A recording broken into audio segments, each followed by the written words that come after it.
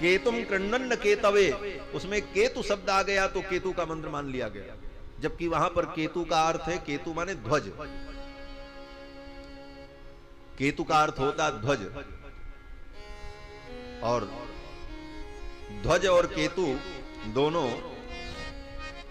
एक समानार्थक प्रतीत होते हैं, लेकिन दोनों में थोड़ा सूक्ष्म अंतर होता है। जब आयताकार झंडा हो तो उस आयताकार झंडा को ध्वज कहते हैं, जैसे ऐसे सीधे हो, जैसे इंडिया का, भारत का जो ध्वज है वो आयताकार है। लेकिन जब नोक वाला हो जाए, जैसे आरएसएस का झंडा लाल रंग का जो होता है, जैसे ये पतंगी है नोकदार, तो नोकदार हो जाए झंडा तो उसको केतु कहते हैं, और चौकोर हो जाए तो उसको ध्वज कहते हैं। ध्वज और केतु में ये अंतर। तो केतु माने झंडा, तो केतुम कृण्वन्न केतवे, वहां पर केतु शब्द का भिन्न अर्थ है, लेकिन केतु शब्द आ गया इसलिए उसको केतु का मंत्र मान लिया। उसी प्रकार इस मंत्र में गण शब्द आ गया इसलिए इसको गणेश जी का मान लिया गया। गणानां त्वा गणपतिगुं हवामहे, लेकिन यहां पर है गणानां त्वा गणपतिम, भगवान का संबोधन है। जितने गण हैं, गण माने मनुष्य, गण माने जीव, गण माने देवता, ये सब गण हैं। उन समस्त गणों के जो अधिपति हैं वो कौन है? बोले भगवान है, समस्त लोगों के अधिपति। गणानां त्वा गणपतिम, भगवान ही समस्त गणों के पति हैं। निधि नाम त्वा निधिपतिम, इसीलिए भगवान समस्त निधियों के भी अधिपति हैं। तो सारे मंत्र प्रकारांतर से, संकेत वृत्ति से, परोक्ष दृष्टि से सब मंत्र भगवान का ही प्रतिपादन करते हैं। इसीलिए आचार्यों ने कहा कि वेदे रामायणे चैव पुराणे भारते तथा आदि मध्ये तथा चान्ते हरिः सर्वत्र गीयते। वेदे रामायणे चैव, वेदों में, रामायण में, पुराणे भारते तथा 18 पुराण में और महाभारत में, इन समस्त ग्रंथों में आदि मध्य तथा चान्ते, आदि में, मध्य में, अंत में हरि सर्वत्र गीयते, भगवान का ही गान किया गया है।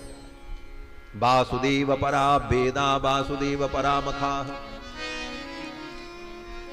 तो समस्त वैदिक वाङ्मय भगवान का ही प्रतिपादन करते हैं, इसलिए भगवान ही परम निधि हैं। वेदों ने कहा कि निधि नाम त्वा निधिपतिम हवामहे, ऐसे परम निधि को विश्वामित्र जी ने प्राप्त कर लिया। श्याम गौर सुंदर दो भाई, विश्वामित्र महानिधि पाई। भगवान को लेकर के विश्वामित्र जी चल पड़े और सरयू जी के किनारे किनारे, सरयू के दक्षिण तट पर चलते हुए पूर्व दिशा की ओर, अपनी आश्रम की ओर विश्वामित्र जी जा रहे हैं। 6 कोस की यात्रा संपन्न हुई पहले दिन। 6 कोस की यात्रा जब संपन्न हुई तब तक सूर्यास्त का समय आ गया। सूर्यास्त का समय आ गया तो विश्वामित्र जी सरयू के तट पर रुक गए और विश्वामित्र जी ने सोचा, भगवान तो मुझे मिल गए, लेकिन भगवान से भी कोई संबंध हमारा नहीं बना, इनको मैं अपना क्या बनाऊं? भगवान तो मिल गए लेकिन इनसे हमारा कोई संबंध नहीं, और बिना संबंध के प्रेम पुष्ट नहीं होता। संबंध ही प्रेम को पुष्ट करता है। संबंध न रहने पर प्रेम बिखर जाता है। इसलिए आचार्यों ने कहा, भगवान से जीव के अनेक संबंध हैं, कोई एक संबंध अनुभव करो। पिता तो रक्षक शेषी भर्ता गेयो रमापति ही स्वाम्याधारो ममात्मा च भोक्ता चेति मनुदितः। तो भोक्ता चेति मनुदितः, ये 9 विध संबंध है। पिता, रक्षक, शेषी, भर्ता, गेय, आत्मा, आधार, ममात्मा, भोक्ता, ये 9 विध संबंध जीव का भगवान से है। अब सोचो, संसार के प्राणियों से तो हमारा एक संबंध होता है, और उस एक संबंध के निर्वाह के लिए हम अपना खून पसीना एक कर देते हैं, किसी से दो संबंध नहीं है। अगर कोई स्त्री आपकी पत्नी है तो उससे एक ही संबंध है ना कि वो पत्नी है। वो न मां हो सकती है, न बहन हो सकती है, न बेटी हो सकती है, न वो बुआ हो सकती है, न मौसी हो सकती है। एक ही संबंध रहेगा, चाह करके भी दूसरा संबंध नहीं। संसार में पिता बोले पिता से एक ही संबंध रहेगा, न वो भाई बन पाएगा, न बेटा बन पाएगा, एक ही संबंध रहेगा और वही जीवन भर रहेगा। लेकिन उस एक संबंध के निर्वाह के लिए हम अपना खून पसीना एक कर देते हैं, जिंदगी तबाह कर डालते हैं, फिर भी हम उनको संतुष्ट नहीं कर पाते। और जिन भगवान से हमारा एक नहीं 9 संबंध है। पिता तु रक्षक शेषी भर्ता गेयो रमापति स्वाम्याधारो ममात्मा च भोक्ता चेति मनुदितः। और ये 9 संबंध का मतलब शास्त्रों ने 8 संबंध नहीं कहा, 10 संबंध नहीं कहा, 7 नहीं कहा, 9 ही क्यों कहा? 9 का मतलब परिपूर्ण, 9 अंक परिपूर्ण है, पूर्ण संख्या है, अर्थात पूरा पूरा संबंध तो भगवान से ही है।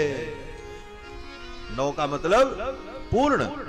बाकी संसार के सभी संबंध एक संबंध है, वह भी अपूर्ण है। क्यों?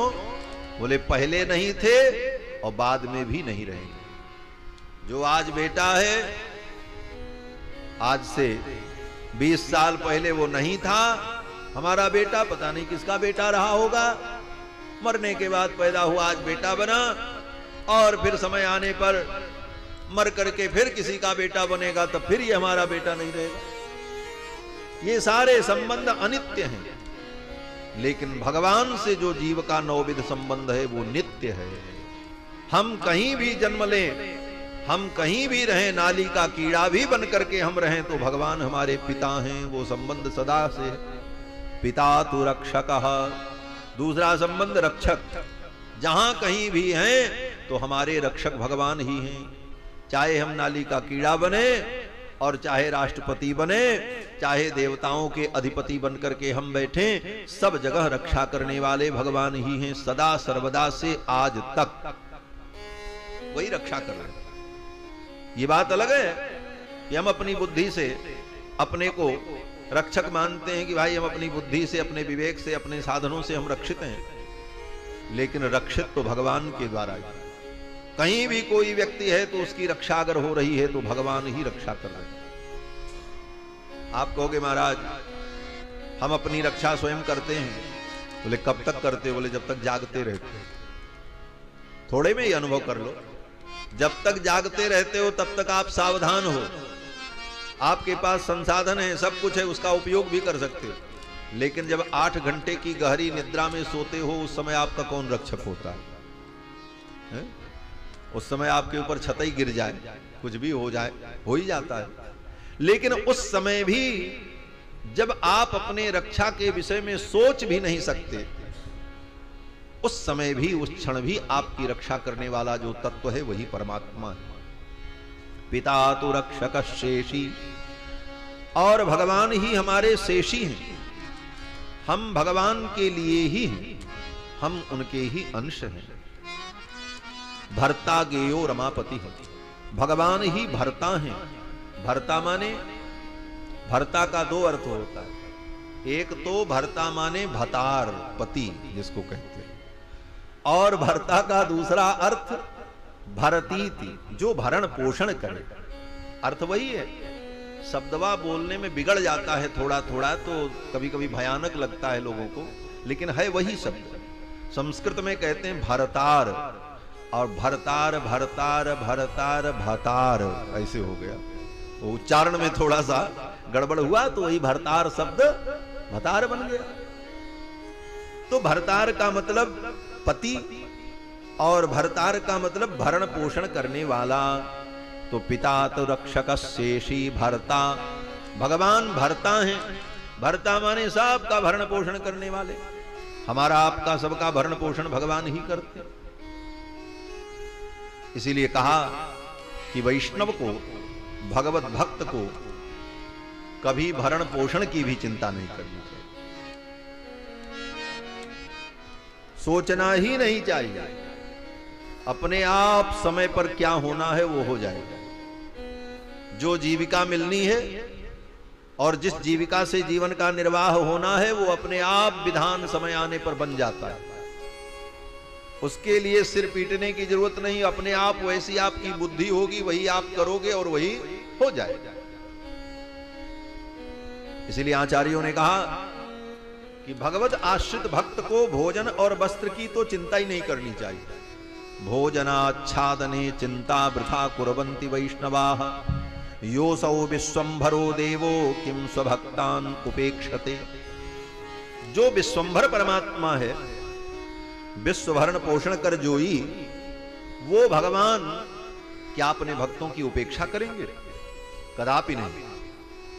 जो नास्तिक को भी भोजन दे रहा है, भाई जो नास्तिक पानी पी पी करके भगवान को गाली दे रहा है, उसको भी रोटी देने वाले कौन है? भगवान ही तो। उसकी भी सांस चल रही है, वो हंस रहा है, प्रसन्न हो रहा है, खा रहा है, पी रहा है, उसको कहां से मिल रहा है? परमात्मा ही तो दे रहा है। तो जो नास्तिक का भी भरण पोषण कर रहा है, वो क्या अपने भक्तों की उपेक्षा करेगा? कदापि नहीं करेगा। लेकिन विश्वास होना चाहिए। योऽसौ विश्वम्भरो देवः किं स्वभक्तान् उपेक्षते। क्या वो अपने भक्तों की उपेक्षा करेगा?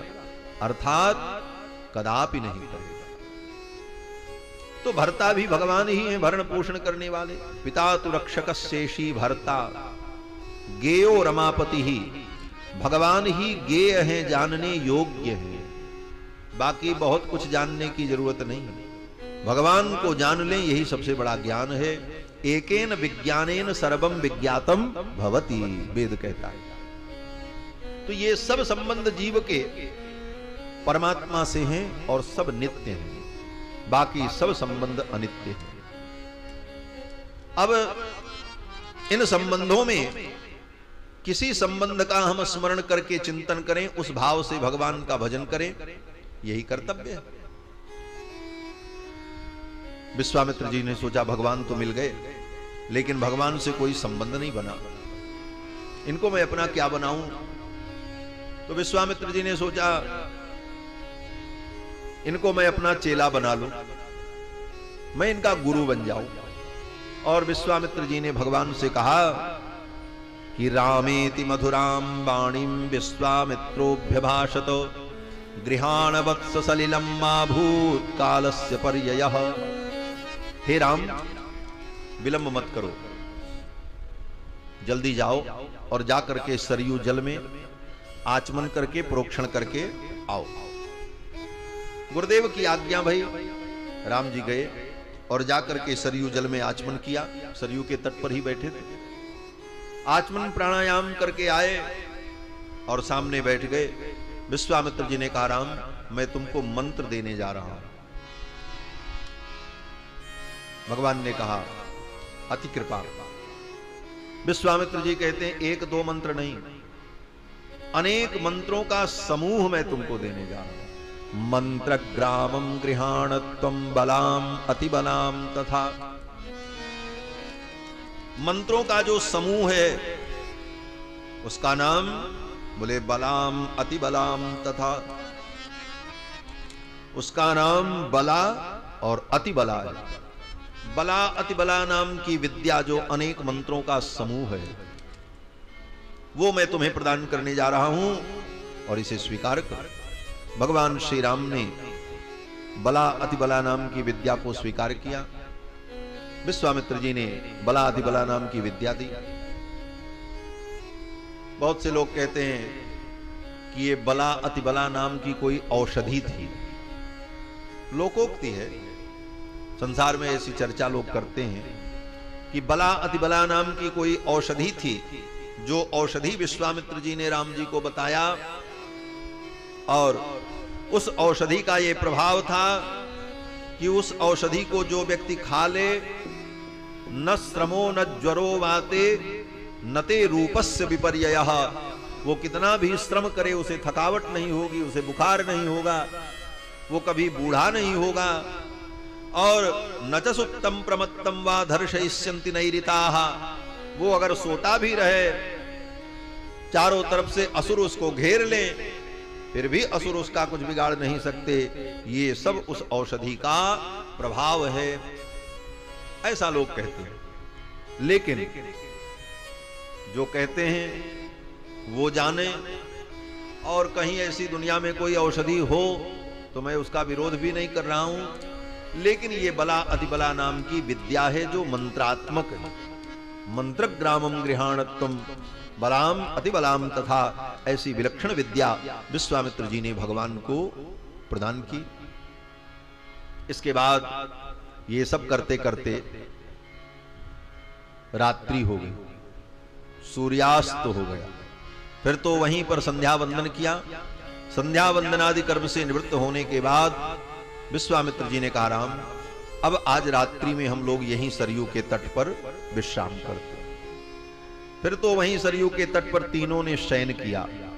महर्षि वाल्मीकि कहते हैं कि ऊसुस्ताम रजनीम तत्र सरज्वाम ससुखम त्रयः, सुखपूर्वक तीनों ने सरयू के तट पर ही शयन किया। कैसी सुंदर झांकी है। विश्वामित्र जी महाराज की गोद में सिर रखकर राम लक्ष्मण दोनों भाई सो गए, और विश्वामित्र जी उनके मस्तक को सहला रहे हैं, इनको नींद आ जाए, थक गए हैं बालक हैं। महर्षि वाल्मीकि ने बड़ी सुंदर झांकी प्रस्तुत की कि दशरथ नृपसूनु सत्तमाभ्याम तृणशयनेनुचिते सहोषिताभ्याम कुशिकसुत वचोनुलालिताभ्याम सुखमिव सा विभवौ विभावरी च। महर्षि वाल्मीकि कहते हैं कि देखो, दशरथ नृपसूनु सत्तमाभ्याम, जो दशरथ जी के पुत्र हैं, चक्रवर्ती सम्राट के पुत्र हैं, लेकिन आज तृण की शैया पर सोए हैं, घास पर सोए हैं, कोई मखमल का बिस्तर नहीं है। ठाकुर जी तो जिस बिस्तर पर शयन करते हैं वह पलंग भी रत्न जटित स्वर्ण मंडित। और ये महाराज आज जब देखो, आज यहां भी दर्शन करो, हमारे जगन्नाथ भगवान जब शयन करते हैं तो सोने की पलंग आती। कल हम लोग गए थे, चंदन सेवा का दर्शन कर रहे थे, उसके बाद भगवान के शयन के लिए सेवक लोग पलंग लेकर के गए, तो स्वर्ण की पलंग पर भगवान शयन करते हैं आज। और उस समय त्रेता युग में चक्रवर्ती सम्राट के महल में कैसी पलंग रही होगी। रत्न जटित पलंग पर शयन करने वाले रघुनंदन आज तृण की शैया पर सो रहे हैं। भगवान को बड़ा कष्ट हुआ होगा। महर्षि वाल्मीकि कहते हैं, हाँ भगवान अत्यंत सुकुमार हैं। कितने सुकुमार हैं? बोले मृदून कुसुमादपि, कुसुम से भी कोमल है। और ऐसे भगवान तृण की शैया पर सो रहे हैं, इसका कारण भगवान की भक्त वत्सलता। अपने भक्तों के लिए, अपने आश्रितों के लिए भगवान सब दुख सहन करते। तिनहि लागी धरि देह करऊं सब, डरऊं न सुजस न साओ। भगवान कहते हैं अपने भक्तों के लिए मैं सब कुछ करता हूं। तृण की शैया पर सोए।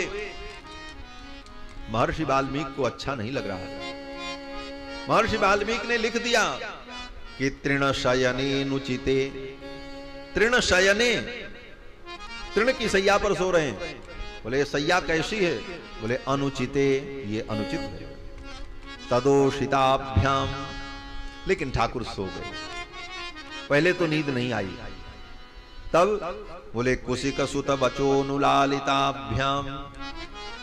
विश्वामित्र जी ने अपने वचनों से, अपनी मीठी वाणी से भगवान का लालन किया, लाड किया, दुलार किया। सुंदर सुंदर कहानी सुनाई, लोरी सुनाई, और कहानी सुनकर के, लोरी सुनकर के तब राम जी को, लक्ष्मण जी को नींद आई। कुशिक सुत वचोनुलालिताभ्याम। आज भी आपके यहां यहां जगन्नाथपुरी में जगदीश भगवान जब शयन करते हैं तो उनको गीत सुनाया जाता है, गीत गोविंद सुनाया जाता है, जिससे ठाकुर को बढ़िया से नींद आवे। पहले बड़े बड़े मंदिरों में, इन महान देवालयों में देवदासियां हुआ करती थीं, जिनका यही काम था कि भगवान को गीत संगीत सुना करके भगवान का मनोरंजन करते। भगवान जब शयन करते तो उनका गीत मनोहर श्रवण करते। आज वो परंपराएं नहीं है। कारण बोले परंपराओं में जब विकृति आने लगती है तो भगवान स्वयं उन परंपराओं को हटा देते। हमारे पूज्य स्वामी जी कहा करते थे एक बड़ी अच्छी बात, इसको आप अन्यथा न समझे। राम जन्मभूमि के संदर्भ में कहा करते थे, स्वामी जी ने भी सुना होगा कि राम जन्मभूमि के मंदिर को म्लेच्छों ने क्यों तोड़ दिया। भगवान श्री राम जिस मंदिर में विराजमान राम जी की जन्मभूमि, उस मंदिर को तोड़ने का साहस उनके अंदर कैसे हुआ? और यह संभव कैसे हुआ? भगवान चाहते तो टूटता, भगवान न चाहे तो एक तिनका नहीं हिल सकता। जिसके इच्छा के बिना एक तृण भी नहीं हिलता, कहते हैं भगवान की इच्छा के बिना एक पत्ता नहीं हिलता, मंदिर कैसे टूटता? बोले तब, बोले इस दृष्टि से अगर देखो तो भगवान की ही इच्छा थी तभी टूटा, नहीं तो कोई क्यों तोड़ता। अब दूसरी इच्छा देखो, मंदिर टूटा तो वहां पर उन म्लेच्छों ने मस्जिद ही बनाया। किसी ने उनको सलाह दिया था कि मस्जिद बनाओ, वो चाहते तो वहां पर लैट्रिन बाथरूम भी बना सकते थे, वहां पर कसाई घर बना देते, जहां पर गऊ की हत्या हो ऐसा विधान भी कर सकते थे। अगर द्वेष की भावना इतनी उत्कृष्ट होती तो भाई जहां पर ऐसा पवित्र तीर्थ है हिंदुओं का, वहां पर ऐसी कोई व्यवस्था कर दी जाए कि यह पवित्र हो जाए, वहां पर लैट्रिन बना दिया जाए, टॉयलेट बना दिया जाए, पशुओं की हत्या का विधान किया जाए। लेकिन ऐसा नहीं किया, वहां पर भी ईश्वर की आराधना के लिए इबादत घर बनाया। रूप भिन्न था लेकिन ईश्वर की आराधना का ही केंद्र बनाया। क्यों? बोले यह भी ईश्वर की ही प्रेरणा थी, भगवान की प्रेरणा। कारण बोले समय आने पर भगवान की इच्छा से ऐसे परिवर्तन होते हैं। जब मंदिरों में, मठ मंदिरों में दरवाजे होते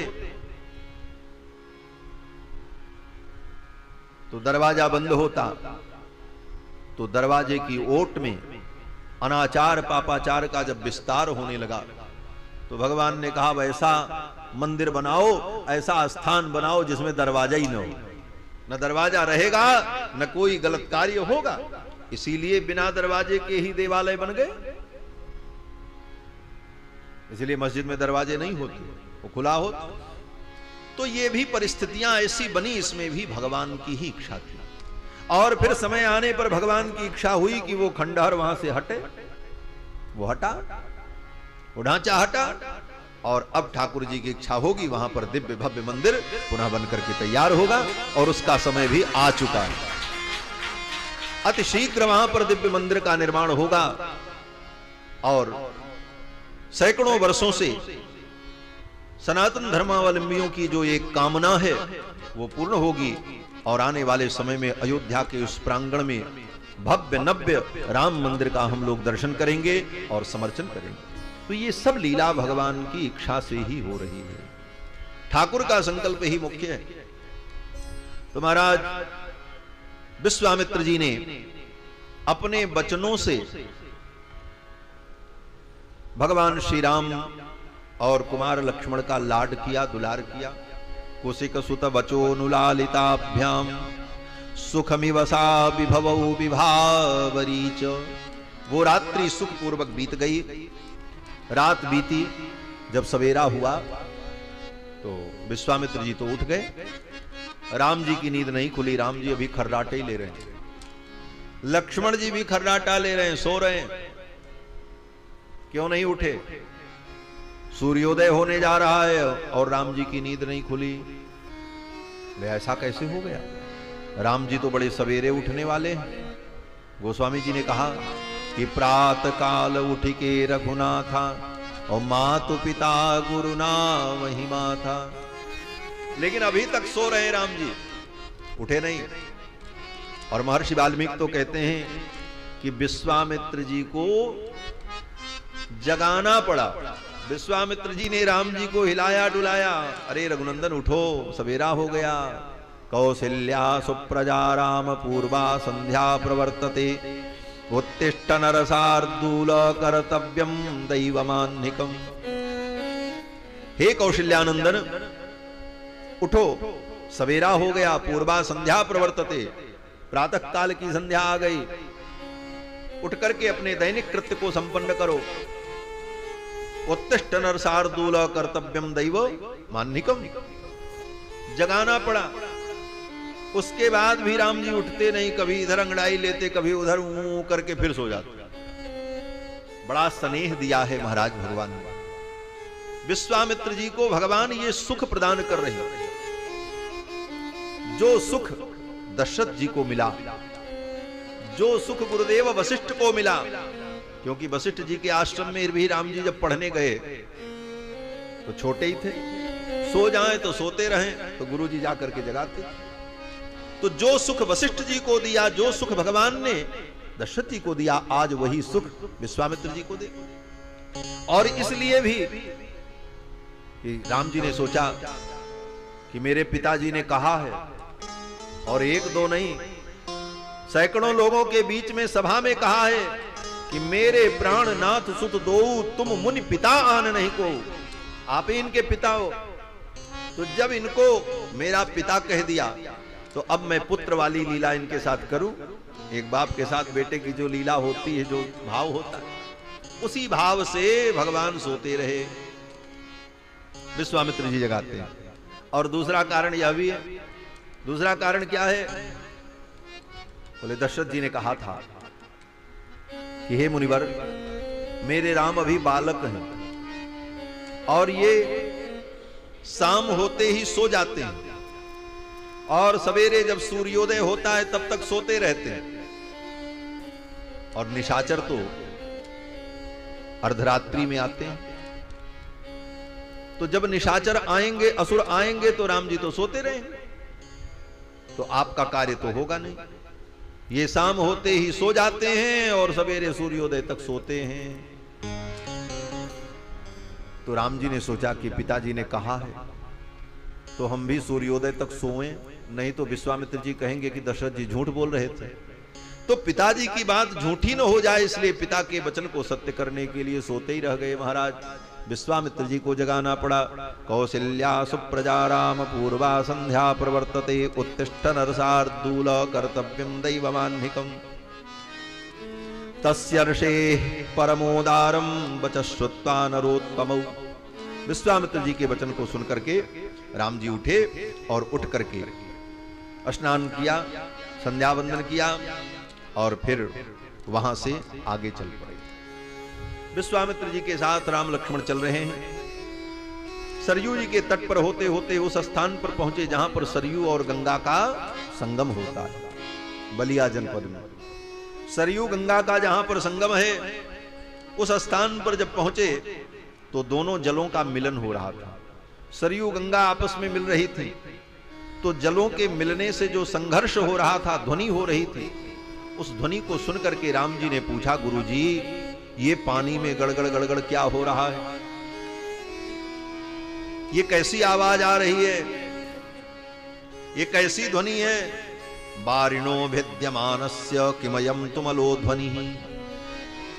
ये कैसी तुमुल ध्वनि उठ रही है? अब सोचो, राम जी को इतना नहीं पता है। अब भाई दो नदियां मिल रही हैं, पानी टकरा रहे हैं, तो घर घर घर घर की आवाज हो रही।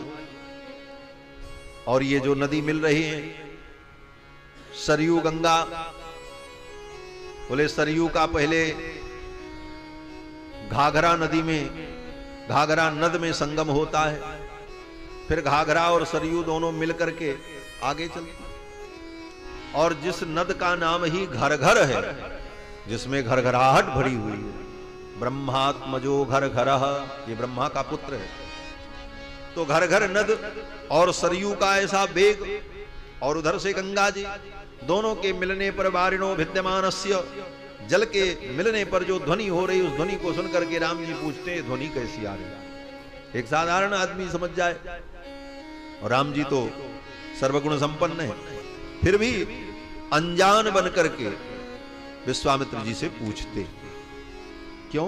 बोले फिर वही भाव है कि विश्वामित्र जी को सुख देने के लिए, वात्सल्य रस की अनुभूति कराने के लिए भगवान ऐसी लीला करते हैं जैसे बच्चे करते हैं। आप बच्चों को बाजार लेकर के जाओ घूमने टहलने, तो बच्चे जब बाजार में जाते हैं कोई नई चीज देखते हैं तो माँ बाप से यही पूछते हैं ये क्या है, ये कौन सी चीज है, बाबूजी बाबूजी ये क्या है जरा दिखा दीजिए।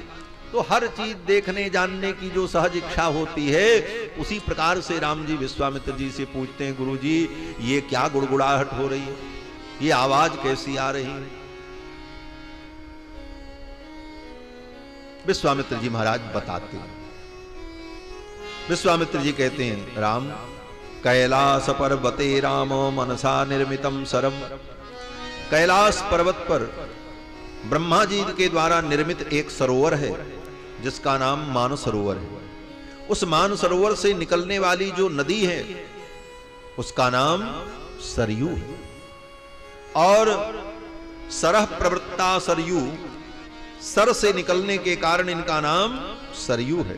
पुण्या ब्रह्म सरच्युता, और सरयू का गंगा में मिलन हो रहा है, दोनों जल के मिलने पर यह ध्वनि हो रही है। इस प्रकार विश्वामित्र जी सब कुछ बताते हैं। कोई बढ़िया सुंदर फूल खिला हो तो राम जी दौड़े दौड़े जाते, उस फूल को तोड़ लेते और आकर के लाकर के गुरुजी से कहते गुरुजी ये कौन सा फूल है, इसका क्या नाम है। जिनको सब कुछ मालूम है लेकिन फिर भी सुख प्रदान करने के लिए ऐसी लीला करते। श्री गोस्वामी जी महाराज लिखते हैं कि पैठत सरनि सिलनि चढ़ चितवनी, पैठत सरनि, रास्ते में जाते समय कोई तालाब दिखाई पड़ा तो दौड़ करके राम जी उस तालाब में घुस जाए पानी में। क्यों? बोले कमल खिले हैं कमल तोड़ने के लिए।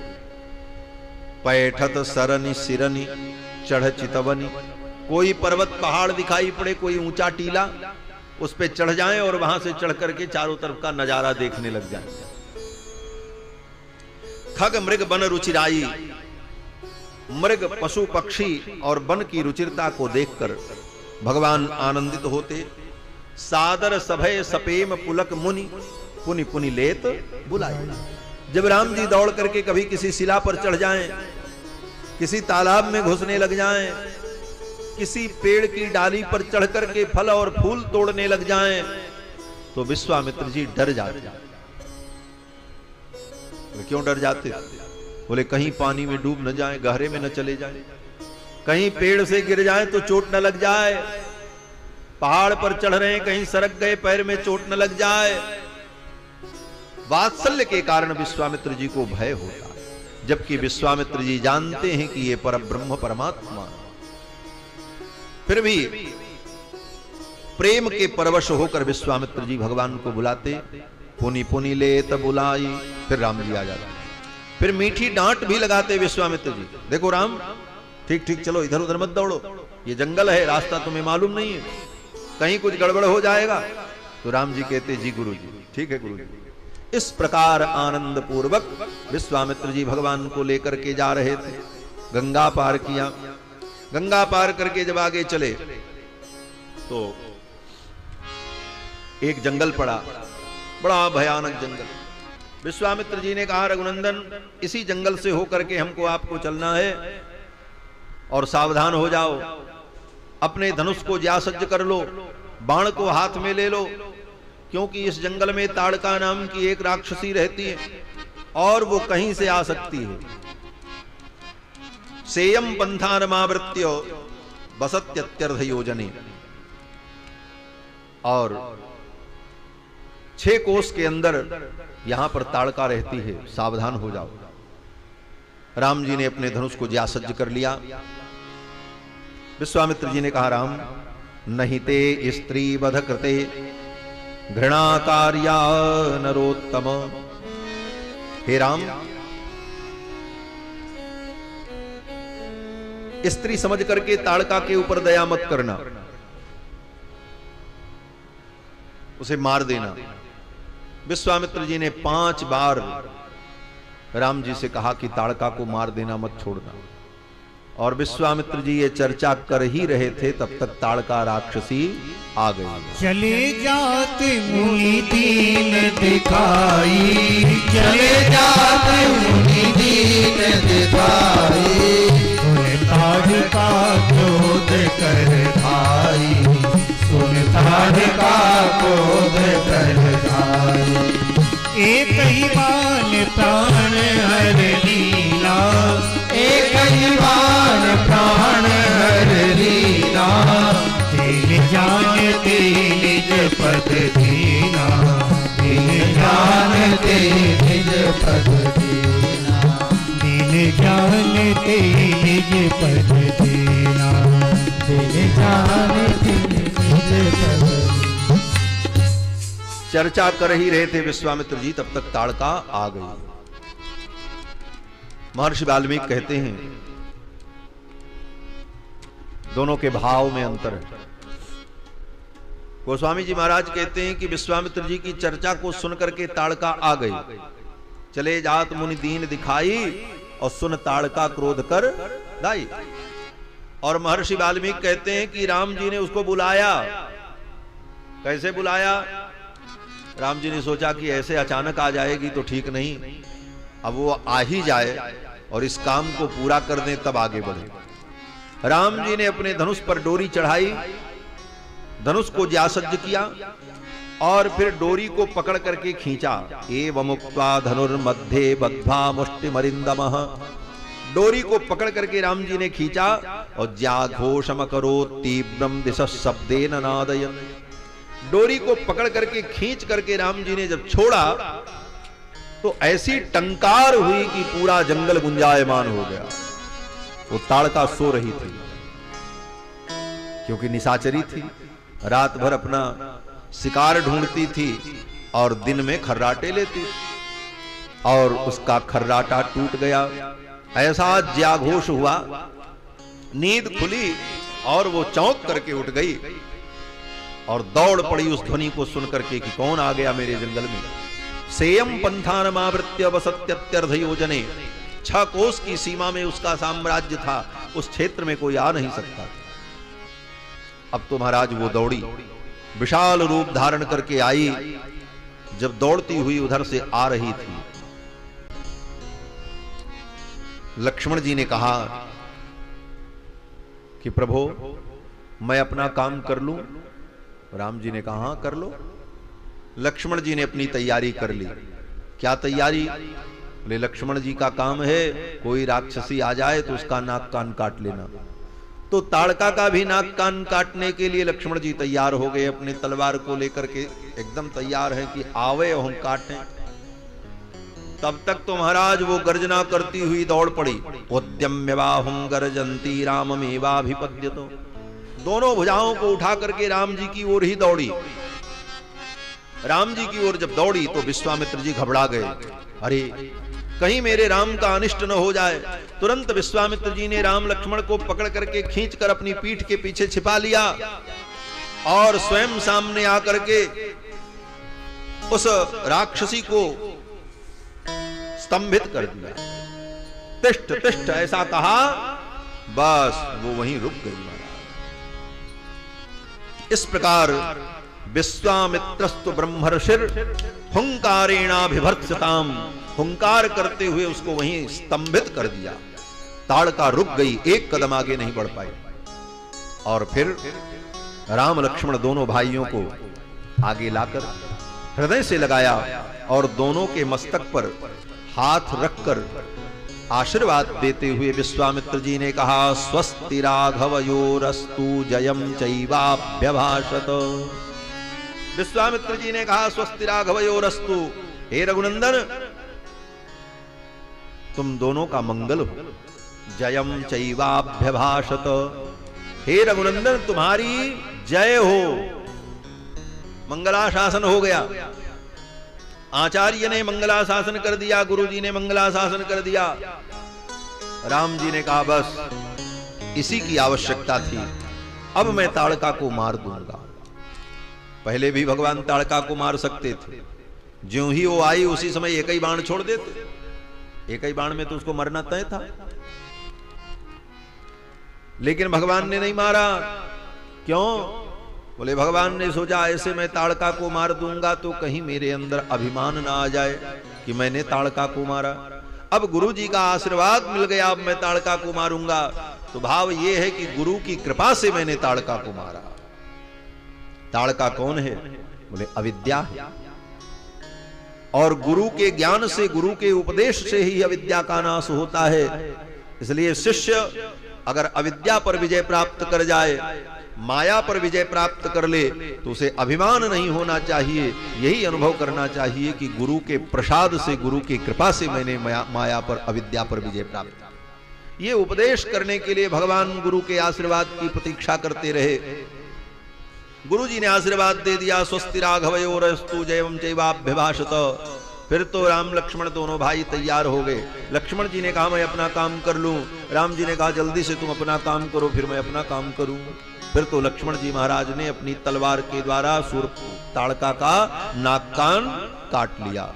सौमित्र मकरोत् क्रोधात् हृत कर्णाग्रनासिकाम। ताड़का के नाक कान को लक्ष्मण जी ने काट लिया। फिर तो ताड़का गर्जना करती हुई राम जी की ओर दौड़ी। उद्यम्य बाहुम गर्जन्तिम राममेवाभ्यपद्यतो। तब तक राम जी ने एक बाण छोड़ दिया। एक ही बाण प्राण हर लीना, बिन जानते निज पद दीना।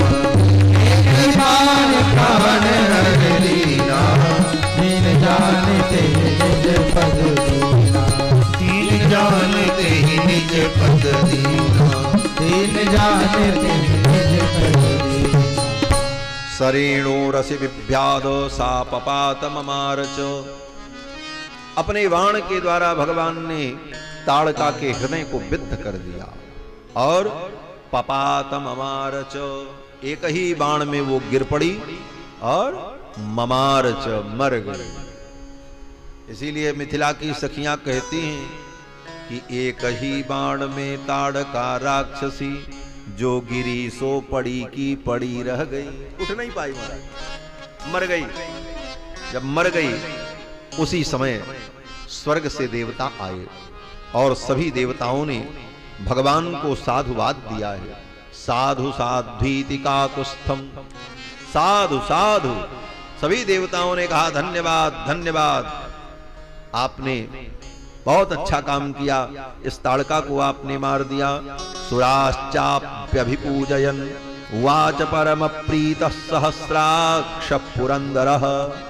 इंद्र ने आकर के भगवान को साधुवाद दिया कि आपने ये महान कार्य किया है, आप वंदनीय हैं। आजकल के इतिहासकार और कुछ लेखक लिखते हैं कि वाल्मीकि महर्षि ने जिन राम का चरित्र वर्णन किया है वो राम मर्यादा पुरुषोत्तम राम है, वो भगवान नहीं। महर्षि वाल्मीकि ने तो एक उत्तम नायक के चरित्र का वर्णन किया। वाल्मीकि ने राम को भगवान के रूप में नहीं स्थापित किया। ये तो गोस्वामी तुलसीदास जी ने अपने रामायण के माध्यम से भगवान श्री राम को भगवान के रूप में प्रतिष्ठित किया। बोले ये बात आधी सही है आधी गलत है। आधी बात सही ये है कि गोस्वामी तुलसीदास जी ने भगवान श्री राम को भगवान के रूप में प्रस्तुत किया और महर्षि वाल्मीकि ने राम को भगवान के रूप में प्रस्तुत नहीं किया, ऐसा कहना गलत है। भगवान श्री राम को परब्रह्म परमात्मा के रूप में महर्षि वाल्मीकि ने आदि से लेकर के अंत तक वाल्मीकि रामायण में सर्वत्र स्थापित किया। प्रारंभ में ही देखो जिन जिन गुणों का वर्णन महर्षि वाल्मीकि ने किया कि इन गुणों से संपन्न पुरुष कौन है, तो नारद जी ने कहा इक्ष्वाकु वंश प्रभवो रामो नाम जनैः सुतः। वो सारे दिव्य गुण परमात्मा में ही हो सकते हैं किसी साधारण मनुष्य में नहीं होती। फिर बालकांड में ही जब दशरथ जी के यज्ञ का प्रसंग आया तो वहां पर भी महर्षि वाल्मीकि कहते हैं कि देवताओं के प्रार्थना पर भगवान पुत्र बनने को तैयार हुआ। फिर आगे जब भगवान प्रकट होते हैं तो फिर महर्षि वाल्मीकि कहते हैं कि प्रोद्यमाने जगन्नाथम सर्वदेव नमस्कृतम। ये कौन प्रकट होने जा रहे हैं? बोले जगत के स्वामी परमात्मा। और फिर जब विश्वामित्र जी आए राम जी को मांगने के लिए तो वहां पर महर्षि वाल्मीकि ने विश्वामित्र जी से फिर कहलवाया, ये दुनिया के लोग जाने कि ये कौन है। बोले भगवान है। विश्वामित्र जी ने क्या कहा? बोले विश्वामित्र जी ने यही कहा था कि अहम वेद्मि महात्मानम रामम सत्य पराक्रमम। मैं जानता हूं ये कौन है। आपके बेटा जो है ना ये राम, ये कौन है मैं जानता हूं, आप नहीं जानते हो। दशरथ जी को थोड़ा बुरा लगा। दशरथ जी ने कहा पैदा मैंने किया, बेटा मेरे हैं, पाला पोसा मैंने, और ये आज आए और कह रहे मैं जानता हूं आप नहीं जानते हो। कोई व्यक्ति आवे और बाप से कहे भाई आपका बेटा जो है इसको आप नहीं जानते हो, हम जानते हैं, तो बाप क्या कहेगा? भाई क्या बात है। विश्वामित्र जी ने यही कहा कि अहम वेद्मि महात्मानम रामम सत्य पराक्रमम। तो दशरथ जी ने कहा ये तो आप अतिशयोक्ति बोल रहे हैं।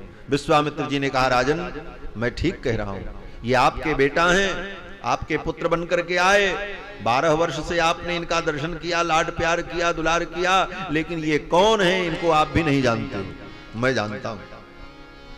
कारण? बोले हीरा तो किसी को मिल सकता है, उसके भाग्य के ऊपर प्रारब्ध हो, भाग्य हो, हीरा किसी को मिल जाए, लेकिन उसकी पहचान तो जौहरी की ही होती। इसलिए विश्वामित्र जी ने कहा अहम वेद्मि, मैं जानता हूं, और इनको जानने वाले सीमित लोग हैं। कौन जानते हैं? विश्वामित्र जी कहते हैं कि अहम वेद्मि महात्मानम रामम सत्य पराक्रमम वशिष्ठोपि महातेजा। ये आपके दरबार में जो बैठे वशिष्ठ जी हैं, बूढ़े बाबा, ये जानते हैं, हाँ ये जानते हैं ठीक ठीक। और बोले ये चेमे तपसि स्थिता, और ये जो आपके यहां जाबाली, मार्कंडेय, असित, देवल, कात्यायन, ये जैसे महामुनि बैठे हैं, ये लोग जानते हैं ये कौन है। तो ये पंक्ति विश्वामित्र जी के मुख से जो प्रकट हुई, ये भगवान के परत्व का सूचन कर रही है। वहां पर भी महर्षि वाल्मीकि ने कहा ये परम तत्व है। और यहां पर जब भगवान ने ताड़का का वध कर दिया तो देवताओं के अधिपति इंद्र भी आकर के इनकी स्तुति कर रहे हैं। इसका मतलब बोले ये सबके अधीश्वर परमात्मा है, देवाधिदेव हैं। इसलिए पुरंदर ने आकर के स्तुति की, सुराश्च सर्वे संहृष्टा विश्वामित्रमथा ब्रुवन् मुने कौशिक भद्रम ते सेन्द्राः सर्वे मरुद्गणाः। सभी देवताओं ने आकर के भगवान की स्तुति की, साधुवाद दिया, विश्वामित्र जी को भी धन्यवाद दिया कि आपने बड़ी कृपा की। इस प्रकार एव मुक्ता सुरा सर्वे जगमुर हृट्टा विहायसम। प्रसन्न होकर के देवता लोग अपने स्वर्ग चले गए। विश्वामित्र जी ने कहा राम, अब आज रात्रि में हम लोग यहीं इसी वन में निवास करते हैं। उसी ताटका वन में एक रात्रि निवास किया। उवास रजनीम तत्र ताटकाया बने सुखम। सुख पूर्वक ताटका वन में एक रात्रि व्यतीत किया। दूसरे दिन प्रातः काल वहां से फिर चले। चलते समय विश्वामित्र जी ने सोचा कि बाकी जो अस्त्र शस्त्र विद्याएं हैं वो भी मैं राम को प्रदान कर दूं। फिर तो विश्वामित्र जी ने संपूर्ण विद्याएं राम जी को प्रदान कर दी। धर्म चक्र, काल चक्र, विष्णु चक्र, इंद्र चक्र, वज्र, अशनी, गदा, शूल और अनेक प्रकार के दिव्यास्त्र, ये सब विश्वामित्र जी ने संकल्प पूर्वक राम जी को प्रदान कर दिया। सारे अस्त्र शस्त्रों को, समस्त विद्याओं को जब प्रदान कर दिया तो सारी विद्याएं एक दो नहीं थी महाराज, कई श्लोकों में उन विद्याओं का, उन शस्त्रों का महर्षि वाल्मीकि ने वर्णन किया। पैशाचमस्त्रम दयितम मोहनम नाम नामत प्रतीक्ष नरसार्दूल राजपुत्र महायशः मादनम चैव दुर्धर्षम कंदर्पदयितम सखा मादनास्त्र मोहनास्त्र वशीकरणास्त्र सब जीवन भर की अर्जित समस्त विद्याओं को विश्वामित्र जी ने राम जी को अर्पित कर दिया। और वो विद्याएं, वो अस्त्र शस्त्र दिव्य थे। ऐसा नहीं था कि उनको कंधे पे लाद करके ढोना था।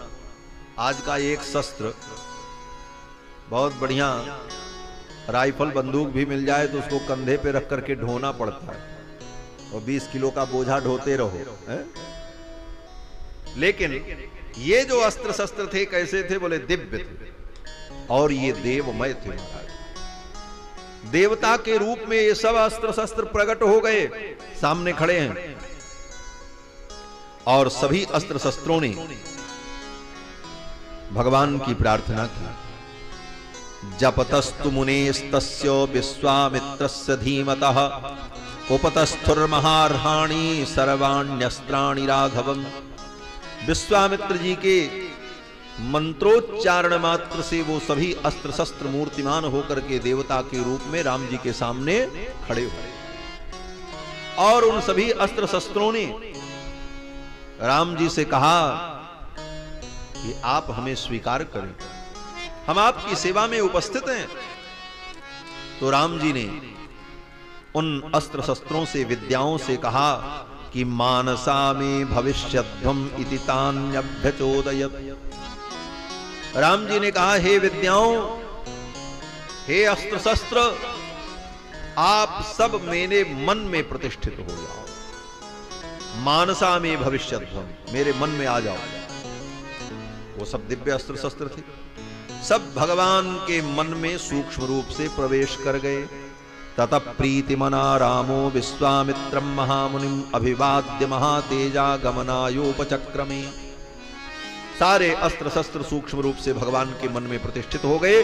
अब जब जरूरत पड़ेगी, राम जी मन में संकल्प करेंगे, वो अस्त्र प्रकट हो जाए। विश्वामित्र जी ने सब विद्याएं राम जी को प्रदान कर दी और समस्त अस्त्र शस्त्र प्रदान करने के बाद राम जी को और लक्ष्मण जी को लेकर के विश्वामित्र जी आश्रम में आते हैं। आयुध सर्व समर्पिके निज प्रभु आश्रम आनी। आयुध सर्व समर्पिके प्रभु निज आश्रम आनी। कंद मूल फल भोजन दीन भगत हित जानी। कंद मूल फल भोजन दीन भगत हित जानी। हाँ दीन भगत हित जानी। हाँ दीन भगत हित जानी। भगवान विश्वामित्र जी के आश्रम में पहुंच गए। ऋषि मुनियों ने भव्य स्वागत किया और पहुंचते ही राम जी ने कहा कि अद्यैव दीक्षाम प्रविश, आज ही आप दीक्षा लीजिए और अपना यज्ञ शुरू करिए। ये नहीं कि 2 दिन बाद दूसरा चेला होता तो यही कहता, गुरुजी इतनी दूर से यात्रा करके थक करके आए हैं, अब 1-2 दिन आराम कर लें, फिर कल से आपका काम हम करेंगे। लेकिन नहीं, राम जी ने कहा अद्यैव दीक्षाम प्रविश, आज ही आप अपने यज्ञ की दीक्षा लें। भद्रम ते मुनि पुंगव, हे मुनि पुंगव, आपका मंगल हो। सिद्धाश्रमोयम सिद्ध स्यात्, आज ये सिद्धाश्रम हो जाए। स्यात् सत्यमस्तु वचस्तव, हे मुनिवर, आपका वचन सत्य हो जाए, आपका यज्ञ पूर्ण हो जाए।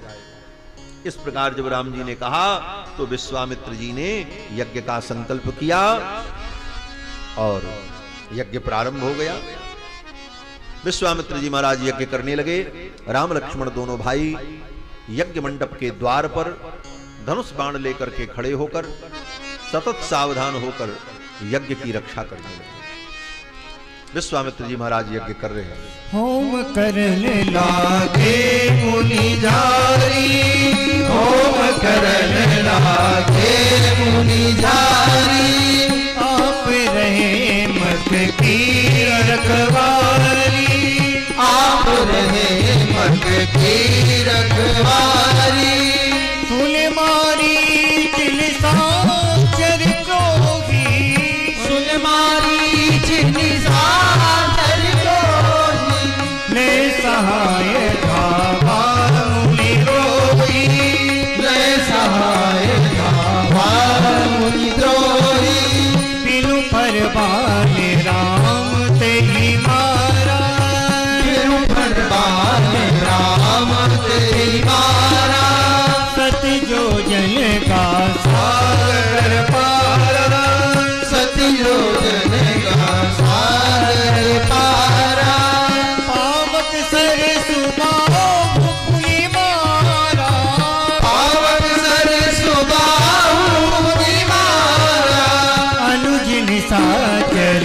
कटक संहारा, अनुज निशाचर कटक संहारा, अनुज निशाचर कटक संहारा, अनुज निशाचर कटक संहारा।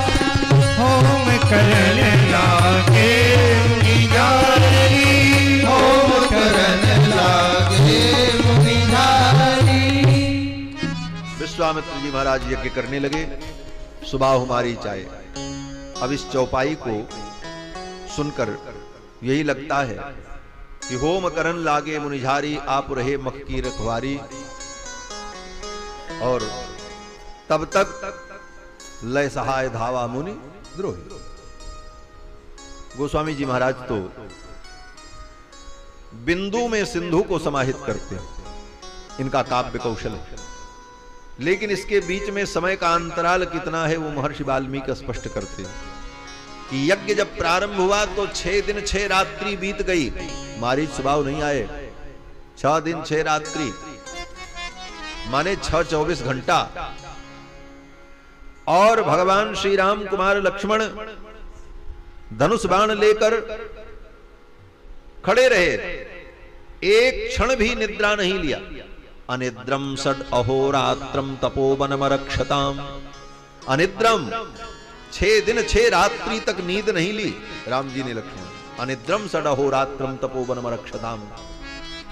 जब 6 दिन बीत गया तब राम जी ने लक्ष्मण से कहा, लक्ष्मण अब सावधान हो जाओ, अब असुरों के आने का समय हो गया। क्यों? बोले 6 दिन बीत गए, असुर कभी भी आ सकते हैं। दोनों भाई सावधान थे। तब तक मारीच सुबाहु आए। भगवान ने मानवास्त्र के द्वारा मारीच को मारा। मानवम परमोदारम अस्त्रम परम भास्वरम चिक्षेप परम क्रुद्धो मारीचो रसि राघव। मानवास्त्र के द्वारा भगवान ने मारीच को मारा। मानवास्त्र जाकर के मारीच को लगा और मारीच को लेकर के मानवास्त्र उड़ गया। और कहां लेकर के गया? बोले 7 योजन गा सागर पारा।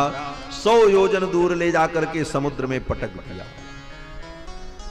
मानवास्त्र से भगवान ने इसलिए मारा कि अभी इसको जिंदा रखना है।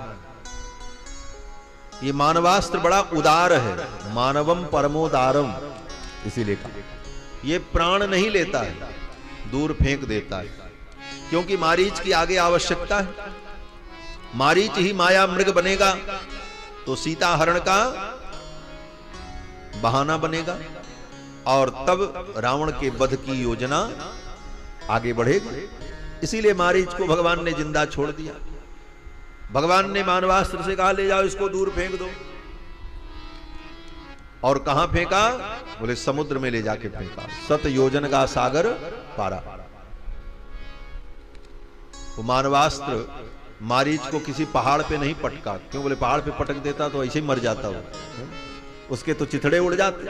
लेकिन उसको जिंदा रखना था, इसीलिए पानी में पटका। बोले पानी में पटकने पर बच जाएगा, मरेगा नहीं। इसीलिए 7 योजन का सागर पारा। और सागर में भी बीचों बीच में नहीं। क्यों? बोले बेचारा फिर कहां जाएगा। इसीलिए ऐसे जगह पर समुद्र के मध्य में एक टापू था और उस टापू के किनारे का जो समुद्र का भाग था वहीं ले जाकर के मानवास्त्र ने फेंका। और वो टापू क्या है? बोले जहां पर मारीच गिरा फिर वहीं वो रह गया, उसी टापू में। वही देश है आज भी, उसका नाम मारिशस। मारिशस नाम का जो देश है, मारीच को वहीं फेंका। और फिर मारीच तो फिर वहां से लौट के आया नहीं। और सुबाहु को भगवान ने आग्नेयास्त्र से मारा। बाकी जितने असुर थे उनको लक्ष्मण जी महाराज ने मार डाला। इस प्रकार असुरों का संहार किया। विश्वामित्र जी का यज्ञ पूर्ण हुआ। पूर्णाहुति करने के बाद विश्वामित्र जी महाराज जब यज्ञ मंडप से बाहर निकले तो राम लक्ष्मण दोनों भाइयों ने विश्वामित्र जी के चरणों में प्रणाम किया।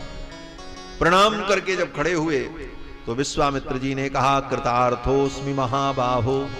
हे रघुनंदन, हे महाबाहु, आज मैं कृतार्थ हो गया।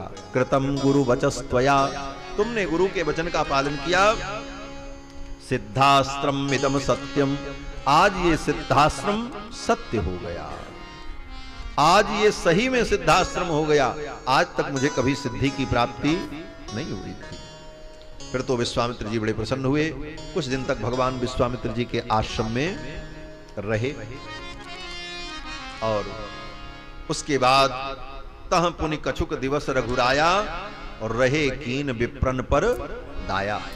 कुछ दिन तक विश्वामित्र जी के आश्रम में भगवान ने निवास किया और उसी समय जनकपुर से पत्रिका आई कि महाराज जनक धनुष यज्ञ कर रहे हैं। उस यज्ञ में बुलावा आया, निमंत्रण आया। तो विश्वामित्र जी ने राम जी से कहा, राम यहां से जनकपुर नजदीक है और विदेहराज जनक का निमंत्रण आया है, वहां पर धनुष यज्ञ है और मुझे उस धनुष यज्ञ में जाना है। राम अगर तुम भी चलना चाहो तो बड़ी अच्छी बात होगी। वहां एक अद्भुत धनुष देखने को मिलेगा। अद्भुतम च धनुरत्नम, विलक्षण धनुष देखने को मिलेगा और अनेक अनेक राजा आएंगे और बड़ा आनंद होगा। विश्वामित्र जी ने जब इस प्रकार कहा तो धनुष यज्ञ की चर्चा सुनकर के भगवान श्री राम बड़े प्रसन्न हुए और मिथिला की यात्रा करने को तैयार हो गए। धनुष यज्ञ सुनि रघुकुल नाथा, धनुष यज्ञ सुनि रघुकुल नाथा, हर्ष चले मुनि वर के साथा, हर्ष चले मुनि वर के साथा, धनुष यज्ञ सुनि रघुकुल नाथा, धनुष यज्ञ सुनि रघुकुल नाथा, रघुकुल नाथा, रघुकुल नाथा। धनुष यज्ञ सुनकर के भगवान चल पड़े। रास्ते में विश्वामित्र जी ने भगवान को अनेक कथाएं सुनाई जिससे मार्ग सुगम हो जाए और आनंद भी आवे। अनेक कथाएं विश्वामित्र जी ने सुनाई हैं। गंगा की उत्पत्ति की कथा और सगर के पितरों का उद्धार, ये सब कथा, भगीरथ जी के द्वारा गंगा का अवतरण, ये सब कथा सुनाते हुए विश्वामित्र जी महाराज भगवान को लेकर के चले हैं और पहुंच गए जनकपुर की सीमा में। जनकपुर की सीमा में जब पहुंच गए तो मिथिला में ही एक उपवन था। मिथिलोपवने तत्र आश्रमम दृश्य राघव। मिथिला के उपवन में एक बड़ा सुंदर आश्रम था, निर्जन था। वहां कोई जीव जंतु नहीं था, लेकिन बड़ा रम्य और सुंदर था। पुराणम निर्जनम रम्यम, पुराना था, निर्जन था और रमणीय भी था। पप्रच्छ मुनि पुंगवम। विश्वामित्र जी से राम जी ने पूछा, गुरुदेव ये कैसा आश्रम है, इतना सुंदर, इतना रमणीय, लेकिन यहां पर कोई है ही नहीं। खग मृग जीव जंतु तह नहीं, वहां कोई खग मृग पशु पक्षी भी नहीं थे, कोई चिड़िया भी वहां नहीं थी, एक परिंदा भी नहीं। ऐसे आश्रम को देख करके राम जी ने पूछा तो विश्वामित्र जी ने सारी कथा सुनाई। विश्वामित्र जी कहते हैं, राम ये महर्षि गौतम का आश्रम है। यहां पर महर्षि गौतम अपनी पत्नी अहिल्या के साथ रहते थे। अहिल्या का एक अपराध ऐसा विलक्षण हो गया, कठिन हो गया कि उस अपराध के कारण विश्वामित्र जी ने अहिल्या को शाप दे दिया। वो शिला के रूप में हो गई और उसी समय महर्षि गौतम इस आश्रम को छोड़ करके चले गए। अहिल्या का संपूर्ण वृत्तांत विश्वामित्र जी ने राम जी को सुनाया और कहा, हे राम, उसी समय से अहिल्या आज भी इसी निर्जन आश्रम में पड़ी है और अपने पाप का प्रायश्चित कर रही है। इह वर्ष सहस्राणि बहूनि निवसिष्यसि, बात भक्षा निराहारा तप्यन्ति भस्मशायिनी। निराहार रहकर भूमि पर शयन करती हुई हजारों वर्ष तक तू अपने पाप का प्रायश्चित करेगी, ऐसा शाप दिया था महर्षि गौतम। अहिल्या चरणों में गिर पड़ी, मुनिवर मेरा उद्धार कब होगा? तो गौतम महर्षि ने कहा कि अदृश्या सर्वभूतानाम आश्रमेस्मिन् वसिष्यसि। तू अदृश्य होकर यहीं रहेगी, तो किसी को दिखाई नहीं पड़ेगी।